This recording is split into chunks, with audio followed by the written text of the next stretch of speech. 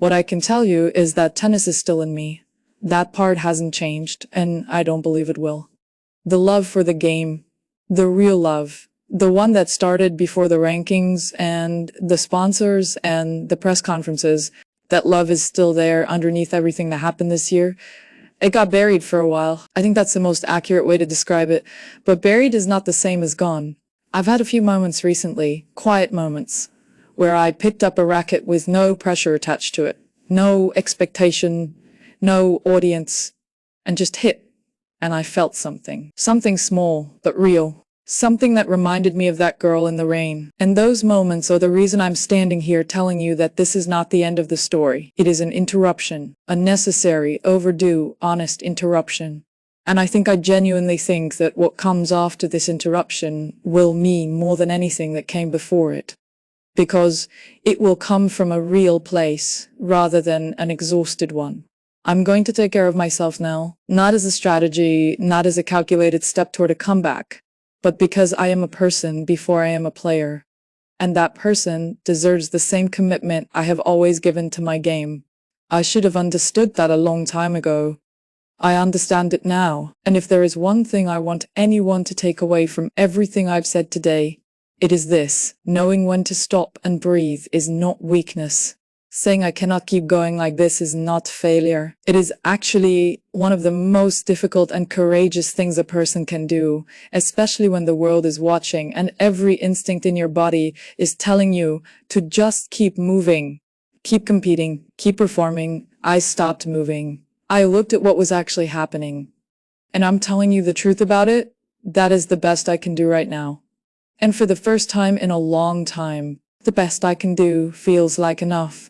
Thank you. I don't regret the losses, even the ones that still sting when I think about them, because every one of them taught me something I genuinely needed to know. What I do regret, and I can say this clearly now, is the time I spent pretending, the time I spent performing fine when I was not fine. Not because the performance fooled everyone.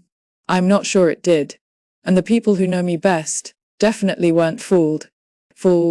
But because it fooled me. Or at least it gave me permission to delay the conversation I needed to have with myself. And that delay cost me months of going through motions on a court that I love. And that feels like the real loss here, more than any result, more than any ranking point time on a court that should have felt like home. And it felt like obligation instead. That's what I can't get back, and that's what I want other people to avoid if they can. I don't know when I'll play again.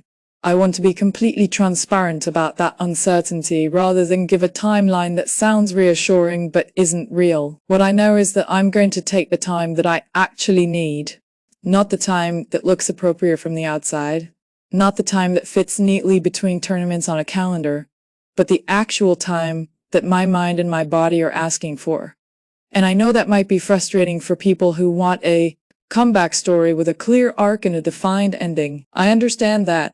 I've watched enough of those stories myself to know how satisfying they are. But I'm not in a position to promise a story right now.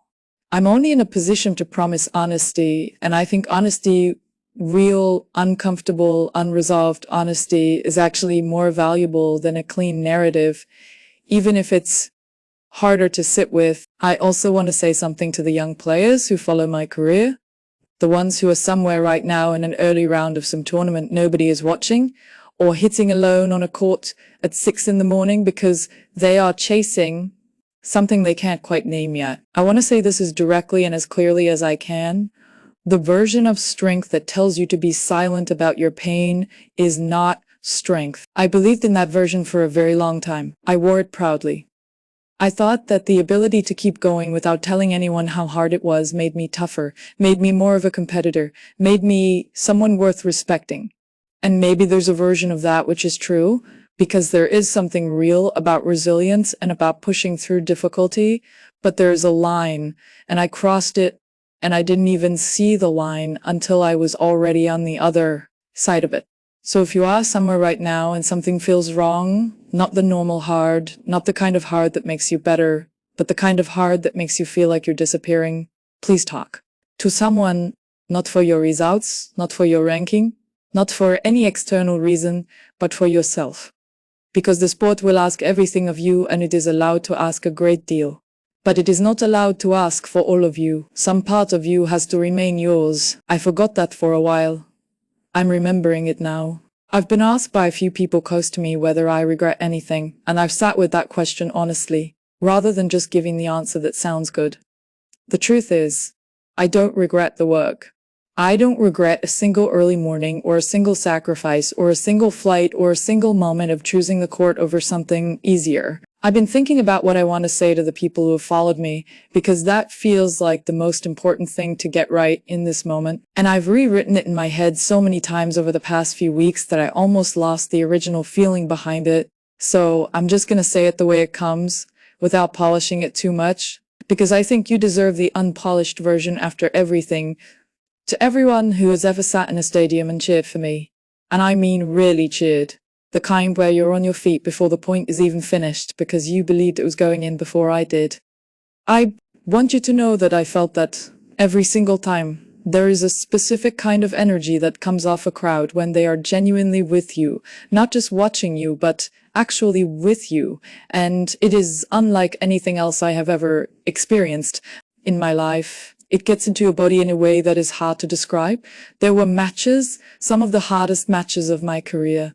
The ones where I was down and exhausted and running on nothing, where the only reason I found another gear was because of that energy, because someone in the stands believed I could before I did, and somehow that belief traveled across the air and landed in my chest and became something I could use.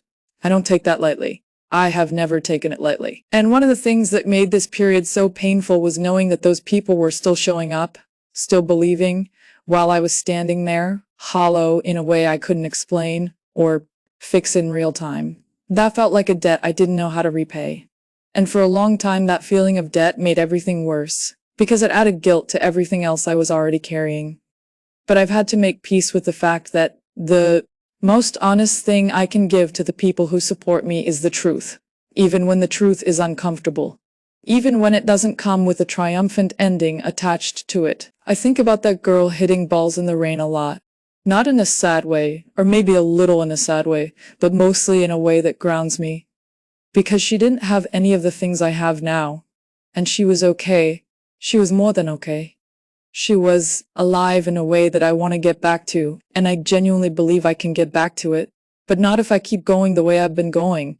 Not if I keep walking into stadiums, carrying all of this, and pretending it isn't there. That's not fair to the game, and it's not fair to the people watching, and it's not fair to me. I spent years telling young players that they have to take care of themselves, that performance and well-being are connected, that you cannot pour from an empty place. And then I spent the last year and a half completely ignoring my own advice. I know how that sounds. I know. But I think most people who have ever cared deeply about something understand how easy it is to abandon your own principles when the thing you love is on the line. You think, I'll just push through this, just a little longer, just until things settle. And things don't settle, because you never gave them room to. I don't know exactly what the next chapter looks like yet. I want to be honest about that uncertainty rather than wrap it in a neat statement about coming back stronger. Because I don't know what coming back looks like right now, and saying something I don't fully mean would undo everything I'm trying to do by standing here. What I know is that I cannot keep doing what I've been doing. That much is clear. The path I was on was not sustainable, and I think some part of me knew that long before I was willing to admit it. And I'm admitting it now because the alternative, continuing to perform okayness while not being okay, is something I simply do not have the energy for anymore. I was walking into matches carrying something that had nothing to do with my opponent and everything to do with what was happening inside me. And no amount of tactical adjustment or physical preparation can fix something that is fundamentally emotional. You can work on your serve for 6 hours a day, and it means nothing if you walk onto that court and some part of you is not actually present. And I was not present, not the way I needed to be.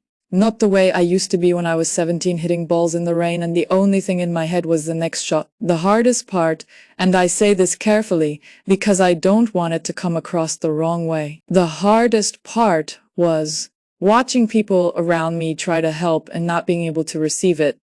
My coach would give me a look across the court during a changeover. One of those looks that says, I see you, I'm here, we're in this together. And I would nod back and take a deep breath, and I meant it in the moment. I genuinely did. But then the point would start and I'd be somewhere else again, somewhere unreachable. And that's when I started to understand that what I was dealing with was bigger than tactics, and bigger than technique, and even bigger than confidence. Because I've lost confidence before and I know how to fight my way back from that. This was different. This was something quieter and more stubborn. And it didn't respond to the things that had always worked before. It just sat there, heavy and immovable, and I had to keep playing around it, and eventually I couldn't anymore. There's something that happens to you when you've been competing at the highest level for a long time that nobody really prepares you for, and it's this. The sport stops being just a sport. It becomes your identity in a way that feels completely natural while it's happening, because everything in your life is organized around it. Your schedule, your relationships, your diet, your sleep, your travel, your conversations, the way you think about time, the way you measure success and failure. All of it is built around this one thing. And when that one thing starts to feel wrong, even slightly, it doesn't just affect your tennis. It affects everything. You start questioning things you never questioned before. You sit in hotel rooms in cities you've visited a dozen times and you feel a kind of loneliness that you can't quite explain to anyone. Because from the outside, your life looks extraordinary and you know it looks extraordinary and you're grateful. But gratitude doesn't make loneliness disappear. It just makes you feel guilty for feeling it. I want to talk about this past season because I think I owe that much transparency to the people who showed up for me, who bought tickets and wore my name and watched every match like it personally mattered to them. This season was not what I wanted it to be, and I've said the standard things in the standard ways after each result, talked about adjustments, talked about fitness, talked about working with my team, and all of that is true. None of it was a lie, but it was also incomplete, because the truth that I left out every single time is that I was not okay. And that realization, when it finally landed, was one of the most frightening things I've ever felt, because that excitement, that almost childlike hunger for the game, was the reason I started. It was the foundation of everything. And somewhere along the way, without me noticing, it had quietly disappeared. I'm not saying this to invite pity, and I'm not saying it to lower expectations or to make excuses for anything that's happened on the court recently. I take full responsibility for my results. I always have and I always will. And what I am saying is that there's a version of this story that nobody gets to see. And I think it's time for that version to exist somewhere outside of my own head. Because I really genuinely tried to handle this privately, to work through it the way I always have, which is quietly and internally and with my head down. But I've reached a point where that approach is no longer enough, and pretending otherwise would be doing a disservice to everyone, including myself. But here's what I've learned about armor. It gets heavy. And nobody tells you that. Nobody sits you down and says, hey, at some point, the thing that's protecting you is also going to be the thing that isolating you, and you need to know the difference between strength and performance, because that's what it became for me at some point, a performance of strength. I would finish a match that destroyed me emotionally. One of those matches where everything you've built feels like it's crumbling and you're standing in the middle of a court in front of thousands of people trying to hold your face together. And I'd walk into a press conference exactly like this one and I'd say all the right things. I'd talk about the process and the learning and moving forward, and I meant it, partly, but there was so much I wasn't saying. There was this whole interior experience that never made it into any interview or any statement, and over time, that gap between what I was saying and what I was actually feeling became enormous. And you can't live in that gap without it costing you something. I think the breaking point, and I'm only just now being able to name it as that, was not a single moment. People always expect there to be one moment, one match, one conversation that changed everything. But it doesn't work like that, at least not for me. It was more like erosion, slow, quiet, invisible erosion. You look fine from the outside. You're still training, still competing, still giving interviews where you smile and say you're working through it. And then one morning you wake up and you realize you genuinely cannot remember the last time you felt excited to walk onto a court, not nervous I can work with, but actually excited, genuinely eager. I remember being 17 years old and hitting balls against a wall outside my grandmother's building in the rain because I didn't have anywhere else to go. And I was so happy, not because anything was easy, nothing was easy, but because the only thing I had to do was get better. That was it. That was the whole job. Every day, get a little better. And I was good at that. I believed in that. I think when you're young and you're hungry and you're not yet inside the machine, you have this clarity about why you're doing it. And that clarity is the fuel. And as long as you have it, you can run on almost nothing. I ran on almost nothing for years. I ran on broken rackets and cheap flights and rooms I shared with 3 other people and noodles from a gas station. I don't say that for sympathy. I say it because I was genuinely happy doing it. The dream was right there in front of me, and every single sacrifice felt like it was worth something. And then things started to happen the way you work for them to happen. Results came. The name started to mean something in the draw. People started recognizing me outside of tournaments, which is a strange thing to get used to, because one day you're invisible and the next day a stranger is walking towards you in an airport with their phone out, and they're emotional because apparently one of your matches meant something to them on a day when they really needed it. And you think, how is any of this real? And you're grateful. You're so grateful. It almost hurts because you remember where you came from and you understand that this is not something that happens to most people. And the last thing you want to do is be ungrateful. So you carry that gratitude like armor. You wear it everywhere. Every press conference, every interview, every social media post. Grateful, blessed, focused, strong. I want to start by saying thank you for being here, because I know this is not the kind of press conference anyone expected, and honestly, it's not the kind I ever thought I would be giving. I've been sitting with this for a long time now, weeks, actually, and I kept telling myself that I just needed more time, that if I gave it another few days, maybe I'd feel differently, maybe something would shift, and I'd walk back into that feeling I used to have when I stepped onto a court. But it hasn't shifted. And I think I owe it to everyone who has followed me, supported me, or even just watched one of my matches to be honest about where I am right now. Because I've been dishonest, not with you, but with myself for a very long time. I want to be clear that I'm not here to point fingers at anyone. I'm not here to create drama or start any kind of controversy. And I'm not here to make this bigger than it needs to be. I need to speak. I need to say things out loud that I've only been saying in my head at 2 a.m. when I can't sleep. Things that I've pushed down every single time I laced up and walked through a tunnel and heard the crowd and told myself, come on, Alex, pull it together. You love this. You always have.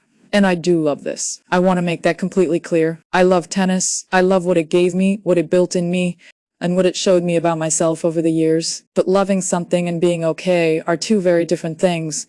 And for too long, I confused one for the other.